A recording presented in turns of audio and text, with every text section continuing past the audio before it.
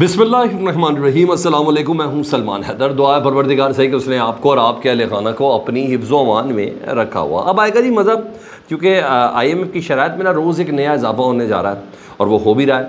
آپ بجلی کی قیمتوں کی یونٹ سے اندازہ لگا لیں، اور پراپرٹی ٹیکسز کے حوالے سے آپ اندازہ لگا لیں، اور سولر پر ٹیکسز کی جو باقاعدہ خبر چلائی جاتی ہے پھر اس کو ریورس کیا جاتا ہے، وہ بھی ایک چیز ملوث خاطر ہے جس پہ کرنا ہے۔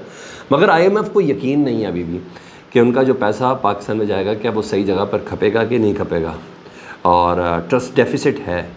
انہیں یقین نہیں ہے کہ ہمارے وزراء جو ہیں وہ اس پہ، اور ہمارے اراکین پارلیمنٹ ہیں، وہ سرکاری افسران جو ہیں وہ اس پیسے کو صحیح طرح کھپائیں گے۔ کوئی جسے کہتے ہیں ہینکی پینکی تو نہیں کریں گے، وہ جسے کہتے ہیں نا کک بیکس تو نہیں لیں گے۔ ان کو یہ یقین ہے کہ شاید ایسا ہی ہوگا، پاکستان پہ جو پیسہ لگایا جائے گا وہ اس جگہ پہ نہیں لگے گا جہاں کا کہا جا رہا ہے۔ تبھی نئی شرائط رکھی آئی ایم ایف نے، اور انہیں اندیشہ ہے کہ ان کا دیا ہوا پیسہ جو ہے وہ کرپشن کی نظر ہو سکتا ہے۔ تو آئی ایم ایف نے اب شرط یہ رکھی ہے کہ جتنے بھی وزراء ہیں پاکستان کے، چاہے صوبائی چاہے وفاقی، اراکین پارلیمنٹ جتنے بھی ہیں، کیونکہ وزراء میں تو بہت سے اراکین پارلیمنٹ نہیں ہے نا، انہوں نے کہا اراکین پارلیمنٹ جتنے بھی ہیں اور سرکاری افسران، ان تمام کے اثاثے پبلک کرنے کا مطالبہ کر دیا آئی ایم ایف نے۔ انہوں نے کہا نیکس جو آپ کو پروگرام، جس آئی ایم ایف کے پروگرام میں آپ جانا چاہتے ہیں نا، اس سے پہلے آپ کو ان تمام کے اثاثے پبلک کرنا ہوں گے۔ یقیناً بریکنگ نیوز ہے، یقیناً وہ لوگ جنہوں نے بہت سے خواب سجائے ہوں گے آئی ایم ایف کی اس امداد سے متعلق، نہ بھی ہوں لیکن بہرحال ان کے لیے بہت بڑی خبر ہے۔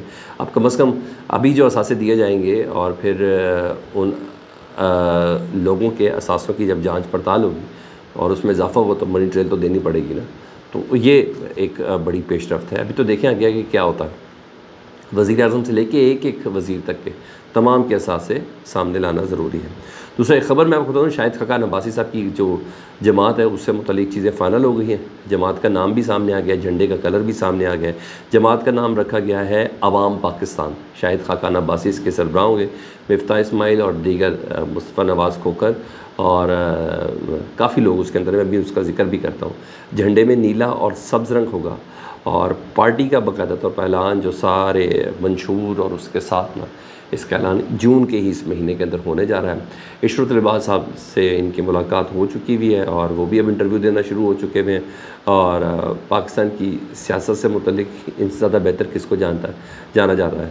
اور شیر افضل مروت صاحب کی بھی ملاقات ہوئی، چاہے اس کے کہ وہ اس کو نگیٹ کر رہے ہیں کہ ان ملاقات کا غلط مطلب لیا گیا ہے، لیکن بہرحال ان تمام کو الائن تو کیا جا رہا ہے۔ اور یہ جماعت تھوڑا بہت ہلائے گی ضرور، کیونکہ یہ جماعت اس میں موجود لوگ جو ان جماعتوں کے ساتھ موجود تھے، ان جماعتوں کے بعد سے دھماکے تو چھوٹے موٹے کریں گے نا، تو وہ اپنی سابقہ حکومت سے متعلق انکشافات تو کریں گے نا۔ شاہد خاقان عباسی سے متعلق کون جانتا ہے نواز شریف صاحب کے سیٹ اپ کو؟ مفتاح اسماعیل سے زیادہ کون جانتا ہے؟ زعیم قادری سے زیادہ متعلق کون جانتا ہے؟ تو یہ وہ تمام افراد ہیں، اور ظاہر بات ہے لائم لائٹ میں آنا پڑے گا۔ تو لائم لائٹ میں جب تک پچھلی جماعت پہ الزام، ان کی حرکات و سکنات اور ان کے معاملات کہاں سے کیسے صحیح ہوتے تھے، کن کن کے ساتھ ان کے ٹانکے پھرتے، تو وہ یہ بات نہیں کریں گے تو یہ بات نہیں ہوگی۔ تو جون کے مہینے سے آنورڈ یہاں یہ معاملہ بھی گرم ہوتا ہوا نظر آ رہا ہے۔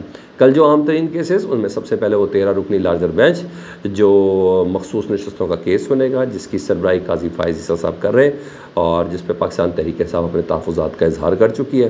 اور اس سلسلے میں بتایا جاتا ہے کہ جب یہ بینچ تشکیل دیا جا رہا تھا، یہ فل کورٹ بینچ جب تشکیل دیا جا رہا تھا، تو اس وقت جسٹس منیب نے مخالفت کی تھی کہ قاضی فائز صاحب اور جسٹس محمد علی مظہر صاحب کو نہیں ہونا چاہیے، کیونکہ ان کے اکثر فیصلے پاکستان تحریک انصاف کے خلاف تھے۔ وہ انتخابی نشان، بلے کا نشان، پارٹی، انٹرا پارٹی الیکشن اور ان تمام چیزوں کے حوالے سے، تو وہ ایک اہم ترین کیس ہے۔ اور دوسرا ایک اور کیس جس سے مزید دباؤ آنا ہے جی، بڑے بڑے اداروں کو اس پہ نوٹس جاری کیے گئے ہیں، اس کی بھی کل سماعت ہونے جا رہی ہے، جسٹس بابر ستار صاحب کی فیملی کا ڈیٹا لیک کرنے کے حوالے سے۔ تو پھر اس پر سوشل میڈیا پہ جو کمپین چلی اس پر نا، تو توہین عدالت کا کیس ہے، اور کل بروز پیر اس کو سماعت کے لیے مقرر کر دیا گیا۔ پہلے 23 تاریخ تھی، 23 تاریخ سے میں نہیں ہوئی سماعت، پھر 6 جون کر دیا، تو 6 جون سے واپس آ کے 3 جون اس کا کر دیا گیا۔ تو کل بروز پیر اسلام آباد ہائی کورٹ میں اس کی سماعت ہوگی، اور سماعت کوئی اور نہیں، جسٹس محسن اختر کیانی صاحب کی سربراہی میں 3 رکنی بینچ کا رہا۔ یہ 3 کے 3 بینچ میں شامل وہی افراد ہیں، ان 6 ججز میں شامل ہیں جنہوں نے سپریم جوڈیشل کونسل میں خط لکھا ہوا ہے کہ ہمارے جو ایگزیکٹو ہے وہ مداخلت کرتا ہے ہمارے فیصلوں پر یا ہماری سماعت کے دوران۔ مطلب 3 جج وہی ہیں تو اب اس میں اداروں کو نوٹسز ہوئے ہیں، اس لیے کہہ رہا ہوں کہ بہت زیادہ خطرناک ہے نا.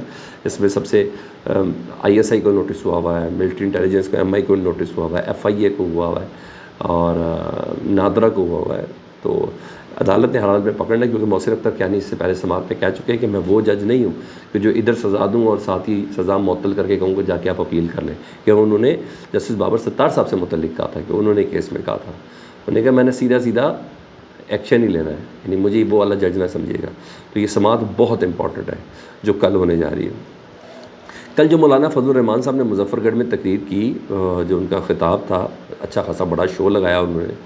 تقریر واقعی بہت گرم تھی، اور حمود الرحمان کمیشن سمیت بہت ساری باتیں کی، بہت خطرناک باتیں کی جو حکومت اور اسٹیبلشمنٹ دونوں کے لیے خوش آئند نہیں ہے. مولانا صاحب بہت نیکسٹ لیول پہ گئے ہوئے، اور انہی باتوں پہ تبھی فواد چودھری صاحب نے ٹویٹ کر کے کہا ہے کہ مظفر گڑھ میں مولانا فضل الرحمان نے انتہائی گرمی میں جلسہ کیا، لیکن ان کے خطاب کی گرمی نے جنوبی پنجاب کی گرمی کو پیچھے چھوڑ دیا. حکومت کو اس وقت تک ڈھیل حاصل ہے، حکومت کو اس وقت تک ڈھیل حاصل ہے جب تک تحریک انصاف اور مولانا فضل الرحمان اکٹھے نہیں ہوتے. اب اس اتحاد میں کتنا وقت لگتا ہے یہ دیکھنا ہے. فواد چودھری صاحب بار بار مولانا فضل الرحمان اور پاکستان تحریک انصاف کے اکٹھے ہونے کی بات کریں، کیونکہ مولانا صاحب کی جو گفتگو ہے وہ تو واقعی میں آپ کو بتا رہا ہوں حکومت اسٹیبلشمنٹ کے لیے حوصلہ افزا نہیں ہے. مولانا صاحب تو بالکل نیکسٹ لیول پہ ہے نا. وہ تو جوتے کی نوک پر مارنے والی بات، میں ٹھوکر پہ مارنے والی بات، ہم دنیا کی کسی سپر پاور کو سامنے نہیں دبے تو یہ ادارے کیا سمجھے جاتے ہیں. اور آپ نے اپنے حلف کی غداری کی ہے، تو جب آپ نے جو حلف اٹھایا تھا، جو آپ نے اوتھ دیا تھا، جب آپ سیاسی ہو گئے تو پھر آپ ہم تو ان کی عزت کرتے ہیں. بہت کچھ انہوں نے اتنا بولا ہے، تو میں بھی تھوڑی احتیاط کا مظاہرہ کر رہا ہوں ساتھ. تو مولانا صاحب تو اس پورے سسٹم کو مان ہی نہیں رہے. وہ تو موجودہ حکومت سے استعفیٰ مانگ رہے ہیں مولانا صاحب، وہ تو فی الفور نئے الیکشن کا مطالبہ کریں.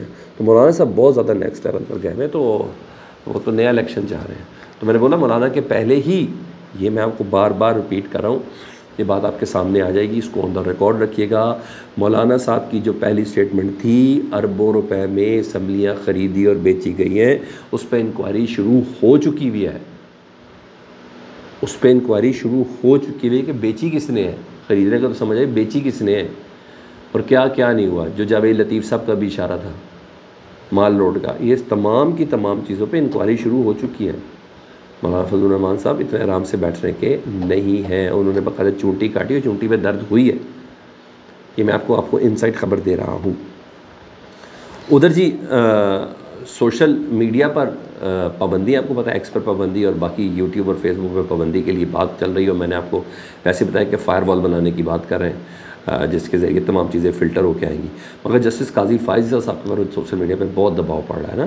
اب بڑے بڑے صحافی جو ہیں، جو رپورٹ کرتے ہیں کورٹ رپورٹنگ، وہ بھی کہہ رہے ہیں کہ یہ جو ایکس پر پابندی ہے نا، یہ جسٹس قاضی فائز صاحب کا انٹرسٹ نہ ہونے کی وجہ سے یہ ٹویٹر پر پابندی ہے. حالانکہ ان کا انٹرسٹ تھا، تو 2016 کے وہ اس بینچ میں شامل تھے جب یوٹیوب کی پابندی ہٹائی گئی تھی.